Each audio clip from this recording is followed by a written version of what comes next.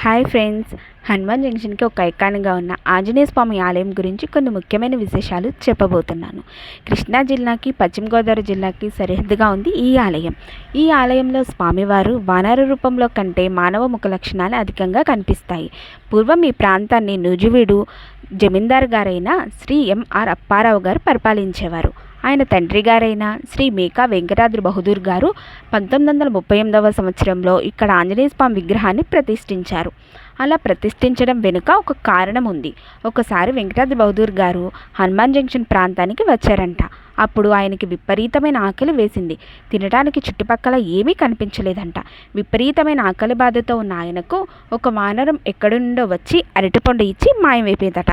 వచ్చింది సాక్షాత్తు శ్రీరామచంద్ర భక్తుడైన ఆంజనేయ స్వామి అనుకుని గ్రహించి అక్కడ శ్రీ ఆంజనేయ స్వామి విగ్రహాన్ని ప్రతిష్ఠించడం జరిగింది. ఇక్కడ వాహన పూజలకు ఈ ఆలయం ప్రసిద్ధి చెందింది. మంగళవారం, ఆదివారం భక్తులతో ఈ ఆలయం చాలా సందడిగా, కోలాహలంగా ఉంటుంది. ఇది ఫ్రెండ్స్, హనుమాన్ జంక్షన్ ఆంజనేయ స్వామి విగ్రహం యొక్క విశేషాలు. మరిన్ని మంచి ఆలయ విశేషాలతో మీ ముందుకు వస్తాను. Subscribe please.